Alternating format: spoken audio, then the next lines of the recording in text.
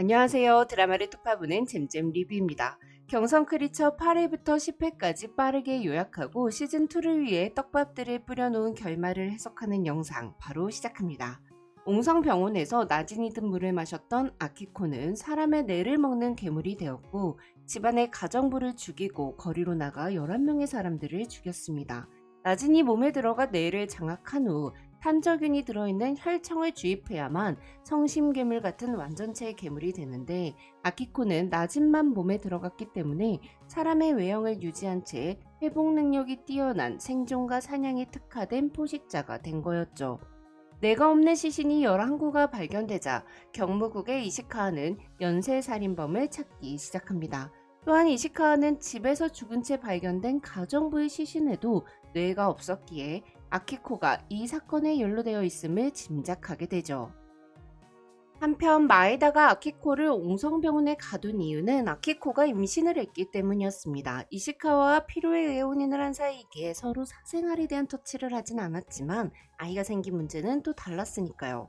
이치로에게 괴물이 된 성심괴물에 대해 들은 마에다는 지하에 내려가 성심괴물을 직접 보며 세이싱 선생님 아직 살아있었군요 라고 말하고 마에다를 본 성심괴물은 뭔가를 아는 듯 분노하는 모습을 보입니다.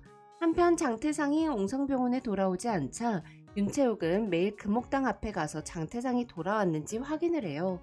가평은 옹성병원에 갇혀있던 조선인들을 빼돌리는 차를 운전한 채로 경무청에 잡혀갔고 본정거리 상인들도 경무청에 잡혀갔습니다. 일본 순사들은 장태상이 어디에 있는지 모두 불라며 가평에게 모진 고문을 했고 가평은 결국 자신이 알고 있는 모든 사실을 풀어버렸죠. 과거 나월댁이 모진 고문을 받은 후 살기 위해 태상의 어머니를 불어버린 것처럼요. 한편 장태상은 옹성병원에서 일본군 옷으로 갈아입고 숨어있다가 옹성병원에 온 마에다에게 총을 겨누며 도와달라고 협박하여 탈출하고 마에다의 차 안에서 기절을 해버립니다. 장태상에게 호감이 있었던 마에다는 자신의 집에 태상을 데리고 가 상처를 치료해줍니다. 나흘 만에 깨어난 장태상에게 마에다는 장태상답지 않게 남의 일에 사고를 왜 쳤냐, 같은 조선인이라 참을 수가 없었냐고 묻습니다. 이에 장태상은 같은 사람으로서 참을 수가 없었다고 답하죠. 이후 태상은 이시카와를 찾아가 경무국에 잡혀온 조선인들을 풀어주는 조건으로 옹성병원에서 생체 실험을 진행하고 있고 아내인 마에다가 연루되어 있음을 알려줍니다. 이시카와는 마에다에게 옹성병원 지하에 대해 어디까지 알고 있는지 아키코한테 무슨 짓을 한 건지 묻고 마에다는 내가 모르는 일은 없다고 대답하며 난 조선에 오기 위해 남편이 필요했고 당신은 출산하기 위해 내 가문이 필요했을 뿐이니 남편 행세를 하지 말라고 경고하죠. 이 이시카와는 열받아서 당신이 지극정성으로 간병까지 해준 장태상에게 윤채욱이라는 조선인 여자가 생겼음을 알려줘요. 열받은 마에다는 윤채욱을 찾기 시작했고 가토를 통해 성심괴물의 딸이 윤채욱이라는 사실을 듣게 됩니다. 마에다는 가토에게 돈은 얼마든지 될 테니 옹성병원의 새로운 책임자가 되어 실험을 성공시키고 성심괴물이 나한테 온전히 복종하게끔 만들라고 해요. 한편 태상은 채욱을 찾아갔고 두 사람은 서로의 마음을 확인한 후 팔짱을 끼고 데이트를 하다가 이시카와의 명을 받고 태상을 미행하던 모리가 아키코에게 공격당하고 있는 모습을 목격합니다. 태상과 채욱은 모리를 구해줬고 명자야 라고 부르는 태상의 목소리를 듣고 이성을 되찾은 아키코는 정신없이 도망쳤습니다. 이후 이시카와에게 붙잡힌 아키코는 우리 아기와 날 살려달라고 애원합니다. 하지만 이시카와는 난 그 아이를 인정하지 않으며 너가 죽인 사람만 10명이 넘으니 더 이상 나를 곤란하게 하지 말고 옹성병원으로 돌아가라고 하죠. 이에 폭주한 아키코가 이시카와를 공격했고 아키코는 총을 잔뜩 맞고 옹성병원으로 끌려갔습니다. 또한 이치로는 마에다의 지시로 큰 부상을 당한 이시카와에게 약물을 주입하여 죽여버려요. 한편 윤중원은 채욱에게 채성심이 괴물로 변했다는 말을 들은 후 그것도 모르고 괴물을 향해 총을 쐈던 자신을 자책합니다.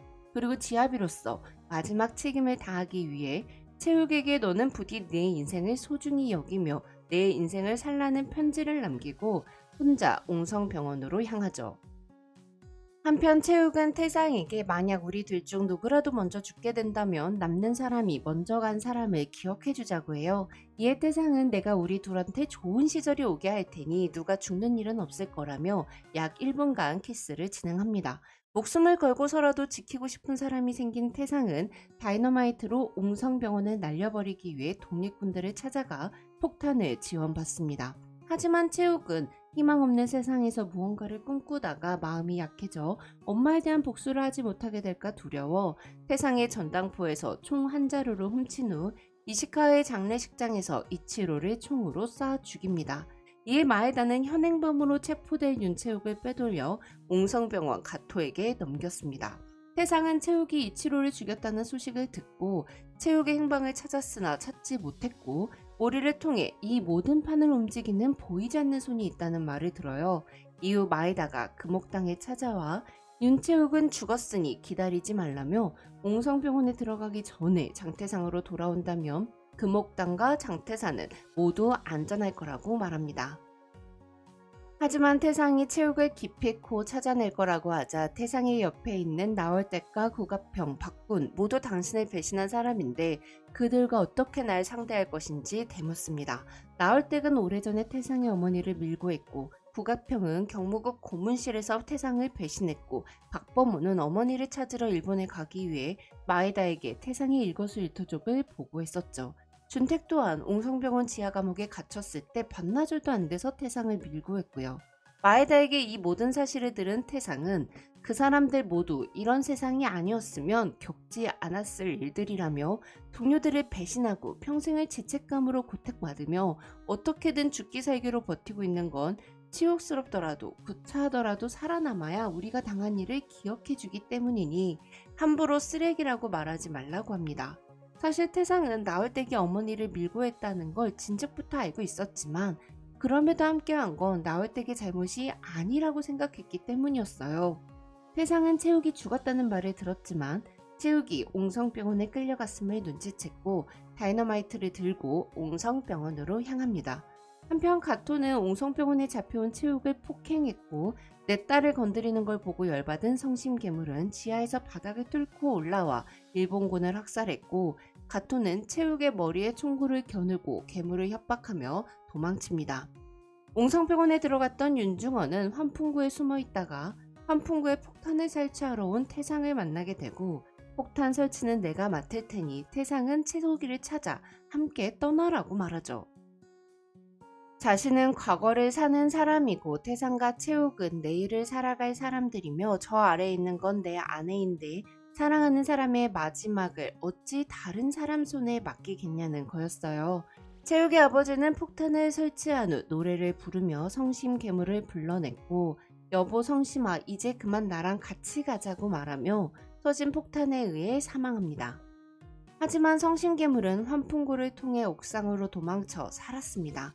성심괴물이 그대로 죽을 수 없었던 건 채욱이 무사한지 확인하지 못했기 때문이었어요.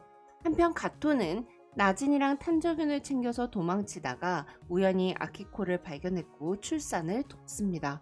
태어난 아기는 처음엔 그냥 사람이었는데 명자의 몸에 있던 나진이 아기에게로 옮겨가 뇌를 장악하자 아기의 눈이 초록색으로 변했죠.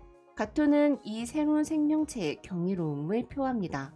나진이 아키코에서 아기로 옮겨갔기에 출산 도중 하혈을 많이 한 아키코는 죽은 것 같더라고요. 한편 태상은 일본 순사들에게 끌려가고 있는 채욱을 발견해서 구출한 뒤 당신의 아버지와 약속을 했다며 채욱을 데리고 옹성병원에서 탈출합니다. 한편 옹성병원에 남아있던 사치모토는 채욱에게 시대 탓으로 돌리고 스스로에게 변명해왔지만 사실 난 방관자였다며 당신과 당신 어머니에게 일어난 일을 사과드리고 싶다고 말하죠. 이 장면이 일본인이 조선인에게 처음이자 마지막으로 사과하는 장면이에요.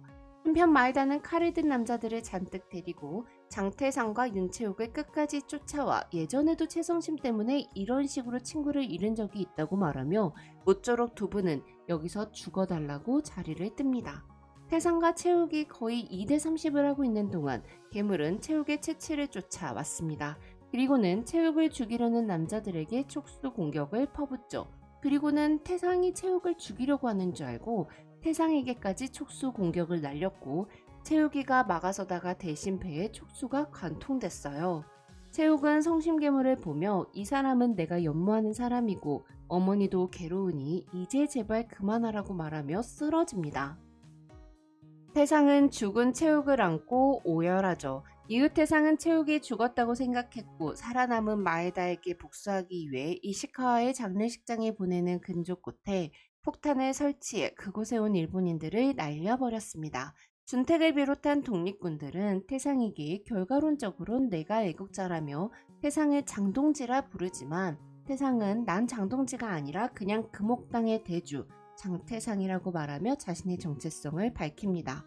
그해 8월 일본은 항복했고 조선은 독립했습니다.